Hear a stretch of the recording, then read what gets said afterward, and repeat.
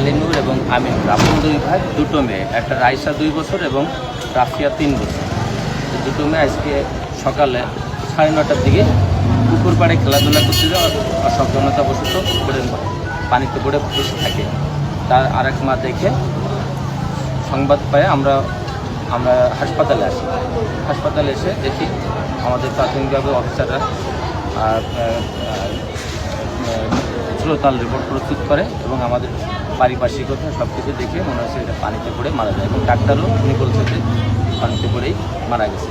আশা করি আমরা প্রাথমিক ট্রিটমেন্ট আছে ওনাদের মৃত্যু বলে ঘোষণা করছি, সেটা হিসেবে গণ্য করছি।